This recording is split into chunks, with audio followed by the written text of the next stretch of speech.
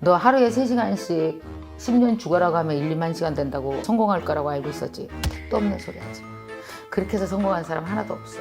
너 빌 게이츠가 너 1만 시간 노력해서 된 것 같아? 야, 택도 없는 소리 하지 마. 야, 빌 게이츠는 엄마가 다 밀어줬어.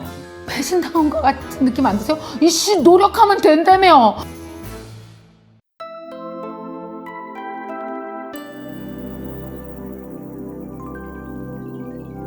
김미경의 북드라마.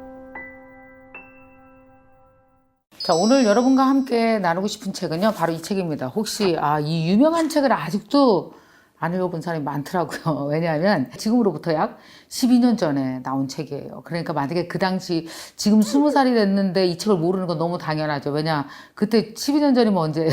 초등학교 1학년 때와 유치원 다닐 때 이 책이 나온 거예요. 40대 분들은 이 유명한 아웃라이어라는 책을 아실 겁니다.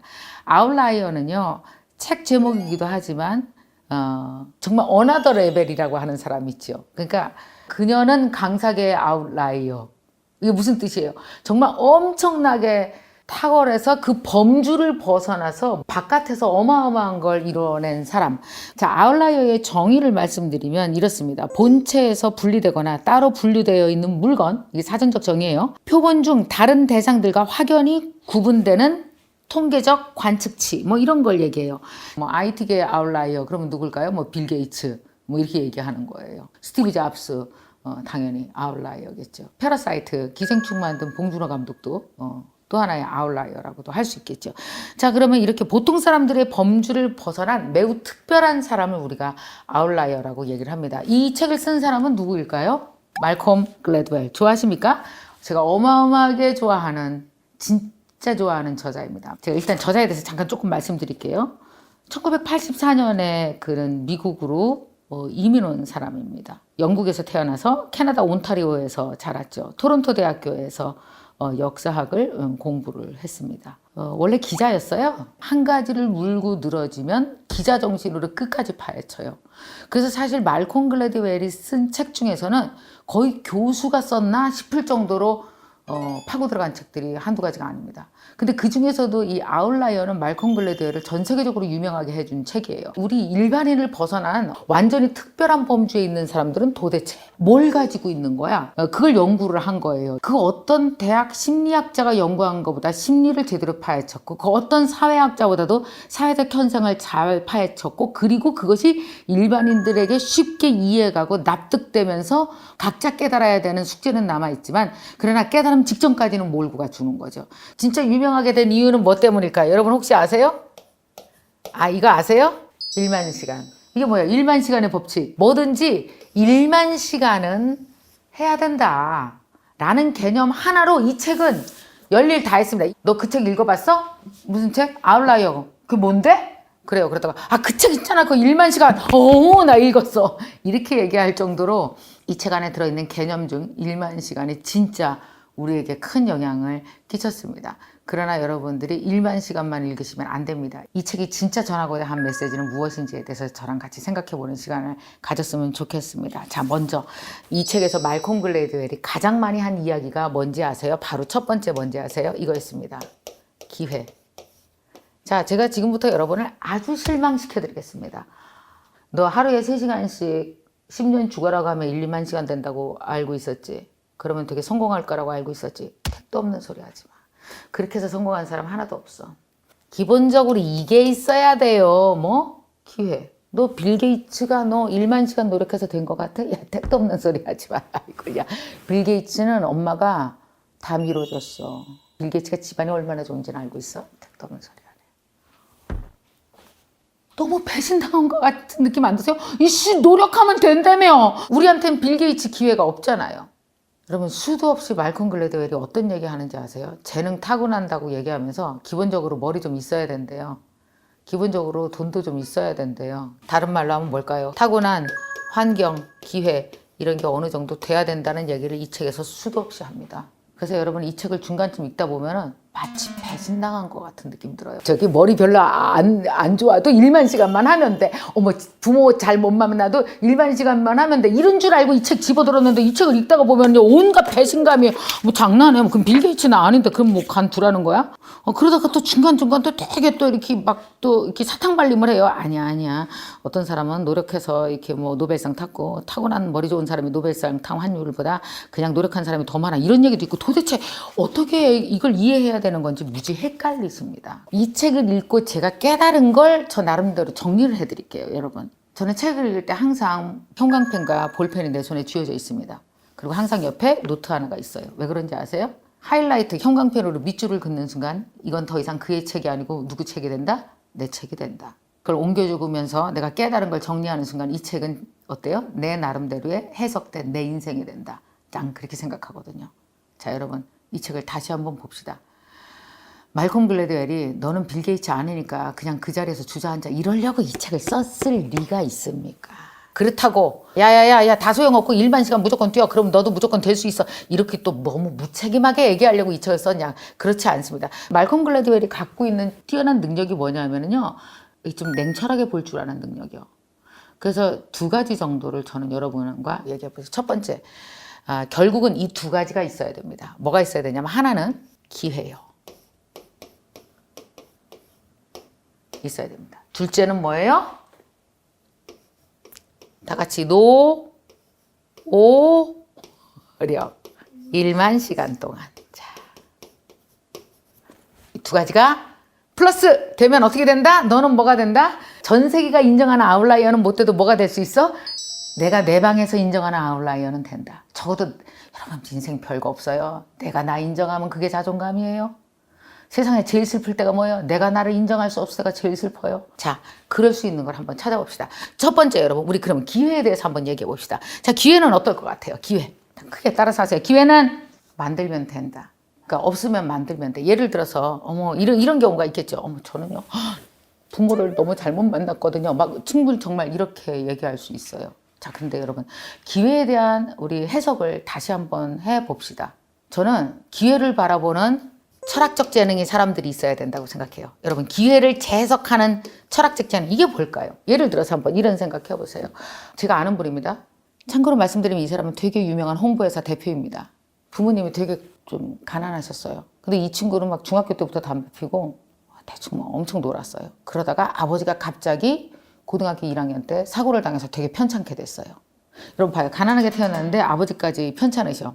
고등학교 1학년 때, 야, 아버지도 누우셨어? 큰아들인 나마저 정신 못 차리면 우리 집은 끝장이구나. 그때부터 이 친구는 정신 차리기 시작했고 1만 시간을 축약해서 쓰기 시작했습니다. 하루에 거의 잠 조금 5시간, 4시간 자고 먹는 시간 빼놓고 공부를 엄청 열심히 했고 되게 유명한 홍보회사 대표가 됐습니다. 그 사람을 제가 만나서 인터뷰했을 때 그가 나한테 이렇게 말했어요. 선생님 그거 아세요? 저는 어찌 보면 우리 아버지 아팠던 거에 대해서 고등학교 1학년 때 엄청 힘들었는데 그날에 감사해요. 나라는 놈은요, 아버지가 안 아팠으면 정신 여태 안 차렸을걸요 아마. 아버지가 아픈 거는 기회예요, 난관이에요? 불운이지, 그치? 기회가 아니지. 이걸 누가 기회야. 근데 어떻게 해요? 시작. 이 사람한테 뭐가 있어? 철학적 재능이 있지 않아요? 철학적 재능. 난 이게 되게 중요하다고 생각하는 사람이에요. 저는 인생에서 제일 중요하게 생각하는 게 기회를 재해석하는 철학적 재능이에요. 여러분 생각해보세요. 전 되게 시골 사람입니다. 충북 괴산군 증평으로. 나한테 그렇게 기회가 좋았을까요? 아니요.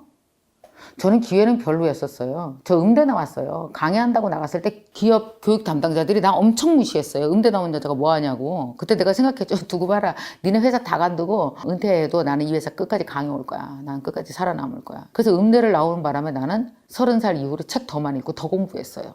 만약에 어설프리하게 뭐 이렇게 뭐 교육학, 사회학 막 이렇게 하고 책 좀 읽었다 그랬으면 오히려 느슨해졌을지도 모르겠어요. 제가. 사람들이 나를 무시하는 게 뭐가 돼요? 오히려 기회를 만들었죠. 그게 뭡니까? 이게 바로 나는 기회를 만드는 사람들마다 철학적 재능이라는 게 있겠다라는 생각이죠. 그러니까 여러분이 한번 생각해 보세요. 그러면 한편 이런 생각도 한번 해봐요. 그럼 예를 들어서 되게 부잣집에서 태어났어. 아버지가 뭐 큰 사업체를 해. 자, 기회 좋아, 나빠? 엄청 기회 좋네. 그리고 아버지가 막 유학 보냈어. 여기 뭐야, 머리 미는 걸로 여기 밀고 막 여기로 영어로 막 이름 썼대. 문신해갖고 막 이러고. 그리고 막 마약하고, 그러니까 여러분 한번 보세요. 아버지는 기회라고 줬는데 얘는 어때요? 얘의 철학적 재능은 이 기회를 기회로 받아들이질 못하죠. 그래서 기회가 오히려 뭐예요? 너무 풍요로워서 이건 나한테 언제나 있을 거고 그러니까 나는 이걸 막 써도 된다라고 잘못된 습관으로 자리를 잡죠. 여러분 가만히 보면은요. 이걸 기회로 모르는 사람들이 세상에 너무너무 많은 것 같아요. 언젠가 제 일기에 써놨던 글입니다. 기회가 성공에 엄청난 영향을 미치는 건 맞다. 그러나 기회는 무형무색이다. 기회는 그냥 누구에겐가 온 첫 번째의 행운이다. 그런데 그 첫 번째 행운은 누구를 만나느냐에 따라서 모양도 색깔도 달라진다. 첫 번째 행운은 나라는 사람을 잘 만나야 진짜 기회가 돼서 두 번째 기회로 탄생한다. 여러분 어떠세요? 예를 들면 이 책에서 그 이야기를 언급합니다.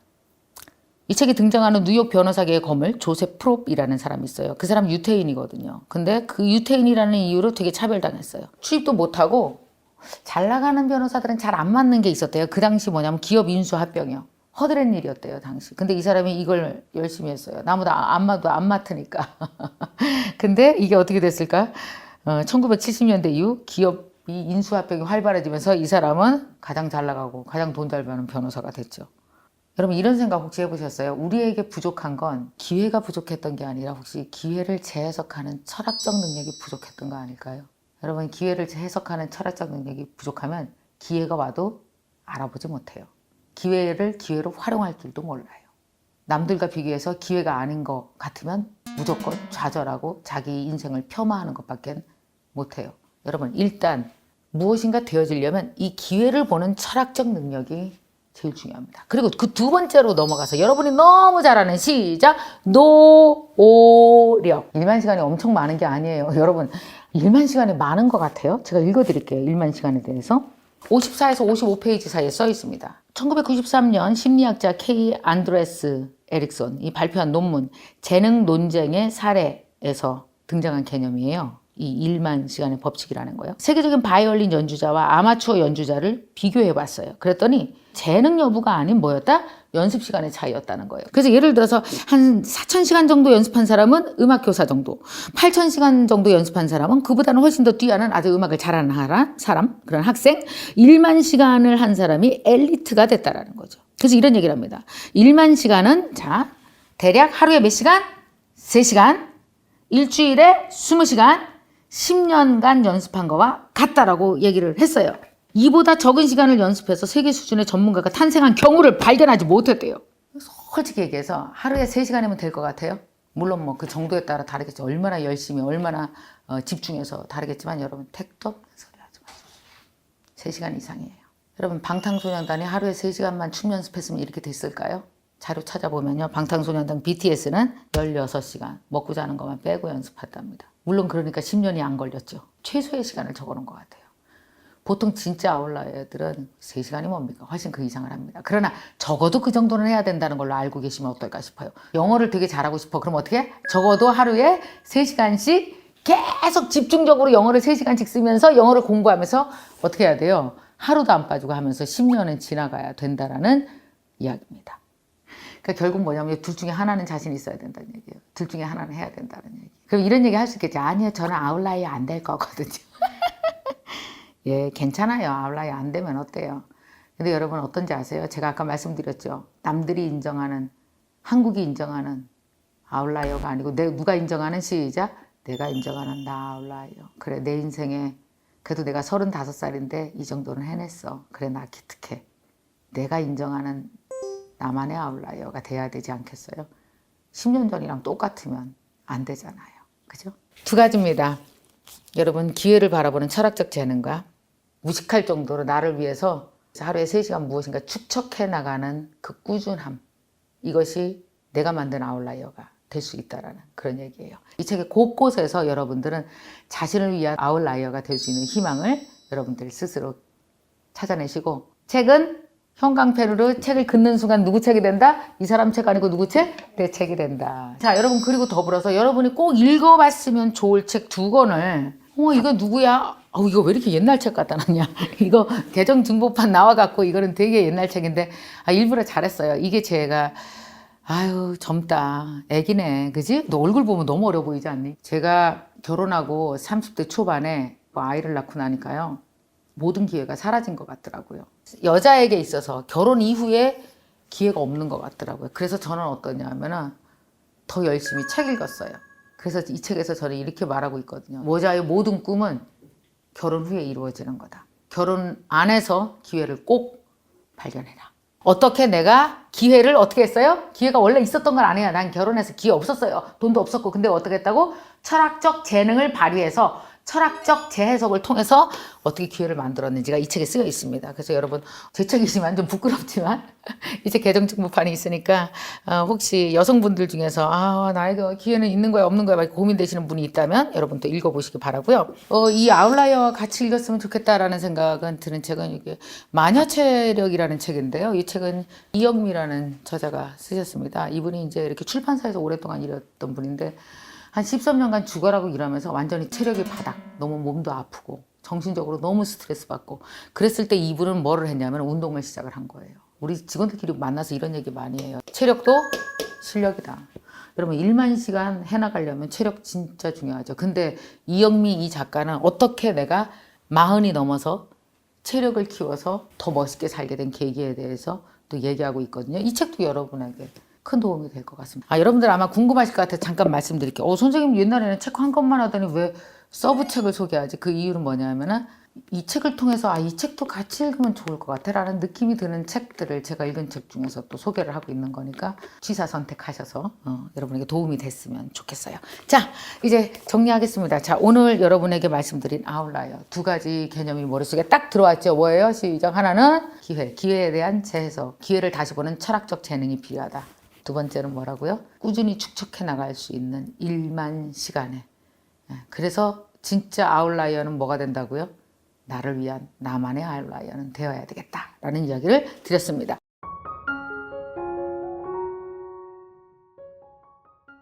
두 가지로 드릴게요. 부객전. 첫 번째 댓글 부객전 드리겠습니다. 지금 영상을 보자마자 쓰십시오. 댓글 부객전은 1만 시간을 무엇인가 축적해 나가고 싶은 종목이 있죠.